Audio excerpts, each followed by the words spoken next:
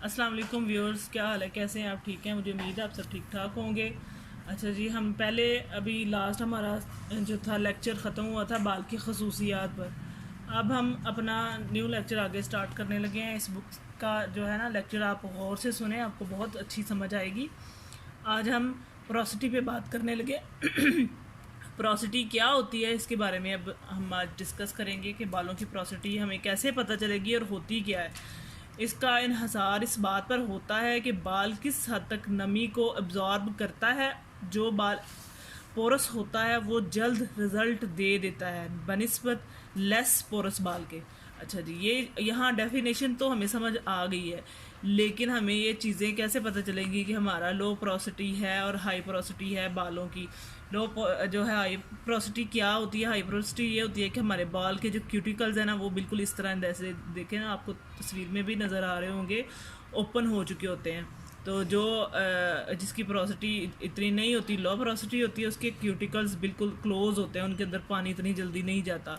इसका एक सिंपल आम सा तजुर्बा ये है कि आप किसी भी ग्लास या छोटा सा खुले पैंदे वाले बर्तन में किसी भी चीज़ में आप पानी लें, उसमें अपना बाल डालें। अगर तो वो बाल आपका पैंदे में जाके बैठ जाएगा, ज़मीन जो भी जिस भी चीज़ में डालेंगे उसके नीचे जाके बैठ जाएगा, तो इसका मतलब है कि आपके बाल जो है ना पोरस हैं। अगर वो सेंटर में रहेगा तो इसका ये मतलब होगा कि आपके जो बालों की पोरोसिटी है ना थोड़ी कम है, मतलब पोरस है लेकिन इतनी ज़्यादा पोरोसिटी नहीं है।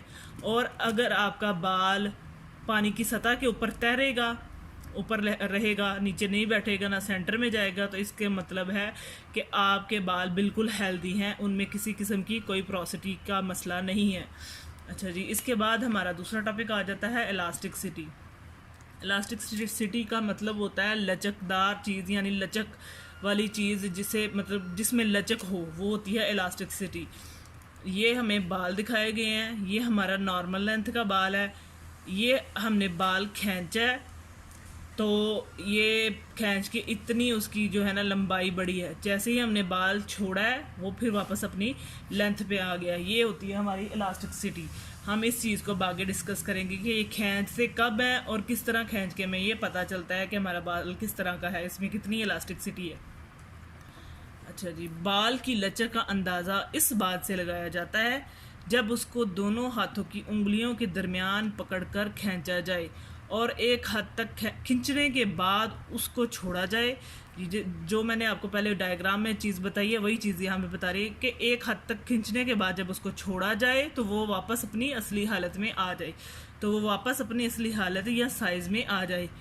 एक नॉर्मल हेयर जब गीला होता है और उसको खींचा जाता है तो वो तकरीबन अपनी नॉर्मल लेंथ से, यानी अपनी नॉर्मल लंबाई से 1.5 हिस्सा तक खींचेगा।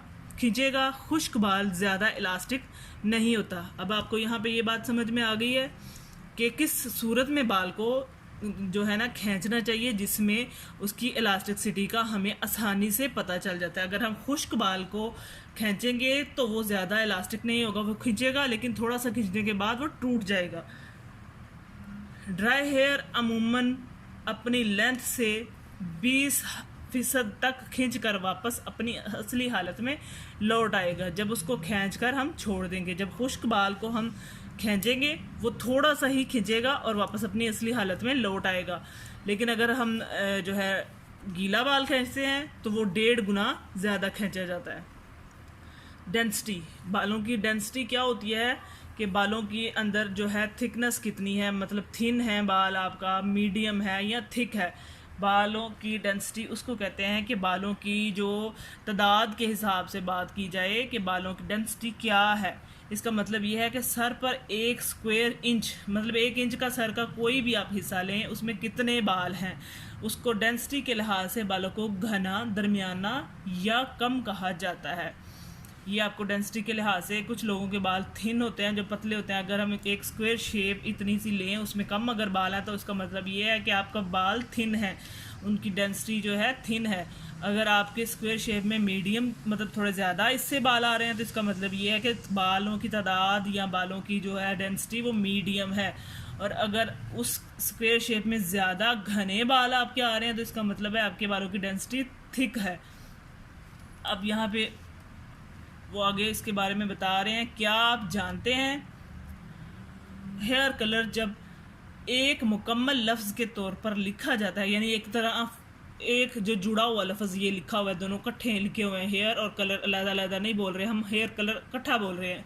तो प्रोफेशनल हेयर कलरिंग इंडस्ट्री में इसका मतलब मसनूई हेयर कलरिंग या हेयर कलर सर्विसेज होता है। लेकिन जब ये दो अल्फाज यानी हेयर अलग और कलर अलग होते हैं तो इसका मतलब बालों का कुदरती रंग होता है। हेयर एक लफ्ज़, और देखिए हमें मैंने दोबारा भी उन्होंने डेफिनेशन दे दी है कि हेयर एक लफ्ज़ है और कलर दूसरा लफ्ज़। अगर इस तौर पे बोला जाए तो फिर इसका मतलब होगा कि बालों का कुदरती रंग। इसके बाद हमारा टॉपिक आ जाता है, हम चैप्टर नंबर 1 पढ़ रहे हैं, तो उसमें हमारा 1.5 यूनिट आ रहा है बाल की कीमियाई साख्त।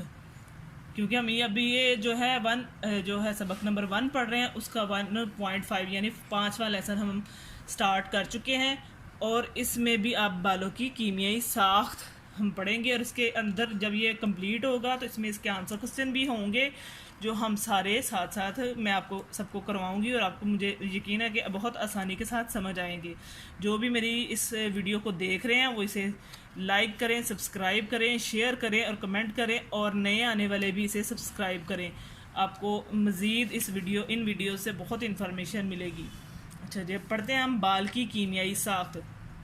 किसी भी चीज़ को केमिकली कैसे बयान करते हैं, यानी कि कोई भी चीज़ हम कुछ भी ले लें, इवन के बाल नहीं, केमिकली किस तरह उनको बयान करना है, ये इसके बारे में हम बात करें। उसको केमिकल की किस किस्म में डालते हैं और उस पर केमिकल का मतलब उस पर क्या कंडीशंस लागू होती हैं, मतलब जब हम उसे कोई भी काम कर रहे हैं तो उसको केमिकल की किस कंडीशन में डाला जा रहा है, उसको कौन सी कंडीशन लागू होगी, ये सब एक कॉस्मेटोलॉजिस्ट या हेयर ड्रेसर के लिए जानना बहुत ज़रूरी है। ये जो न्यू पार्लर रन कर रही हैं या जिनका पुराना पार्लर है या जो न्यू स्टूडेंट है, जो बिगनर है, ये बात उन लोगों के लिए जाननी बहुत ज़रूरी है कि हम कौन सा काम कर रहे हैं और किस तरह कर रहे हैं, और हमें इसकी पहले चीज़ को समझ लेना बहुत ज़रूरी है। ये बुक और ये जो नॉलेज मैं दे रही हूँ ये सब उनके लिए बहुत अहम है। बाल, जिल्द और नाखून जिस प्रोटीन से बनती है उसमें दर्ज झैल एलिमेंट्स भी मौजूद होते हैं। कौन से एलिमेंट्स मौजूद होते हैं? हाइड्रोजन, ऑक्सीजन, कार्बन, नाइट्रोजन और सल्फ़र। ये हमारे जो बाल, जिल्द और नाखून, ये चीज़ें जिनसे बनते हैं उनमें ये चीज़ें लाजमी मौजूद होती हैं। बाल एक ठोस चीज़ है जिसकी हिफाजत ऐसे लिक्विड्स से की जाती है जिसका pH लेवल, यहाँ पे बात हो रही है pH लेवल की, यानी हीट की। जो बालों के अंदर हीट प्रोड्यूस होती है वो हीट जो होती है हमारी 4.5 से 5.5 तक ही होनी चाहिए। pH लेवल उस चीज़ को कहते हैं, अगर ज़्यादा pH लेवल बढ़ जाए तो फिर बाल डैमेज हो जाता है। इससे कम भी नहीं होना चाहिए और इससे बढ़ना भी नहीं चाहिए, चूँकि इंसानी जिस्म का पेचीदा तरीन निज़ाम इन एटम्स के दरमियान बॉन्डिंग से बना होता है, और ये प्रोटीन हमारी रोज़मर्रा की ज़िंदगी पर असरअंदाज होते हैं। इसलिए इनके बारे में हमारा जान लेना बहुत ज़रूरी है। ये चीज़ इस चीज़ में बताई गई है कि हमारा इन केमिकल्स के बारे में, हाइड्रोजन, ऑक्सीजन, कार्बन, नाइट्रोजन और सल्फ़र, इन चीज़ों के बारे में हमारा जानना बहुत ज़रूरी है, क्योंकि ये इंसानी जिस्म में पूरे जो है ना जिस्म में प्रोटीन के साथ साथ ये सारी चीज़ें भी हमारे जिस्म में बॉन्डिंग्स बनाने में काम आती हैं, और इनको जब हम जान लेंगे फिर ही हमें हेयर का काम करना चाहिए। अच्छा जी, इसी टॉपिक के अंदर एक और टॉपिक है the building blocks of protein. अब ये प्रोटीन जो पहले ऊपर बात की थी वही अभी प्रोटीन की बात करने लगे हैं यहाँ पे। Basic building blocks of hair, जो ये हमारा उन्होंने हेयर के अंदर का स्ट्रक्चर बनाया है कि जो इसमें चीज़ें होती हैं, अमाइनो एसिड या जो चीज़ें जिस तरह चेन वाइज वो उसमें जुड़ी होती हैं। इसमें अमाइनो एसिड होती है, पेप्टाइड बॉन्ड्स यानी एंड बॉन्ड्स, और पॉलीपेप्टाइड चेन्स, कैरेटीन प्रोटीन्स, ये सारी चीज़ें इनमें होती हैं बालों में। बाल और नाखून जिस प्रोटीन से बनता है उसे क्या कहते हैं? केराटीन। जबकि जिल्द एक सॉफ्टर प्रोटीन से बनती है जिसे कोलेजन कहते हैं, यानी स्किन जो हमारी है वो कोलेजन से बनती है जो सॉफ्ट होता है। केराटीन एक हार्ड प्रोटीन होता है जिसे हमारे बाल और नाखून बनते हैं, लेकिन जिससे हमारी स्किन बनती है उसे कोलेजन कहते हैं। आम प्रोटीन्स अमीनो एसिड से बनते हैं और बालों का प्रोटीन केराटिन दर्जनों मुख्तलिफ इकसाम के अमीनो एसिड पर मुश्तमिल होता है। यानी केराटिन का जो प्रोटीन है वो दर्जनों जो है मुख्तलिफ किस्म के अमीनो एसिड पर मुश्तमिल होता है। ये मुख्तलिफ अमीनो एसिड्स एक दूसरे के साथ जुड़े होते हैं जिसे कोवलेंट बॉन्डिंग कहते हैं। जिसे क्या कहते हैं? Covalent bonding. ये आपके खुद ही आंसर हैं और खुद ही जो है ना सवाल भी हैं बीच में। ये चीज़ें आपको बहुत आसानी से समझ आ रही होंगी। और यूनिक बॉन्डिंग से बाल का स्ट्रक्चर बनता है और जब हम इस बॉन्डिंग को आपस में मतलब इस बॉन्डिंग को तब्दील करते हैं किसी भी स्ट्रॉन्ग केमिकल के ज़रिए तो बाल की साख्त भी बदल जाती है। यहाँ पे इस बात का ये मतलब है कि हम जब भी किसी जो केमिकल के थ्रू बालों का स्ट्रक्चर यानी बालों की बॉन्डिंग चेंज करते हैं तो बालों की पूरी साख्त बदल जाती है। साख्त का मतलब हमारा बाल अगर करली था तो वो बिल्कुल डेड स्ट्रेट हो जाता है, अगर डेड स्ट्रेट था तो बिल्कुल ही उसकी साख्त बदल कर अगर हम परमिंग करते हैं तो वो करली हो जाता है। मुझे यकीन है आपको यहाँ तक मेरी वीडियो बहुत पसंद आई होगी। इसके आगे और भी बहुत सारे जो है ना प्रोटीन के टॉपिक हैं हमारे पास। मैं अभी इतना ही आपके सामने नॉलेज आपको प्रोवाइड कर रही हूँ क्योंकि वीडियो बहुत लंबी और लेंथी हो जाती है जिसकी वजह से फिर जो है ना लोग देखते नहीं। तो आपसे मेरी रिक्वेस्ट है आप मेरी वीडियोस को देखें। जो बिगनर है ये उनके लिए बहुत अच्छी और इन्फॉर्मेटिव बुक है और बहुत अच्छा मैं मतलब इस सबको गाइड करूँगी। और बहुत शुक्रिया। अल्लाह हाफिज़।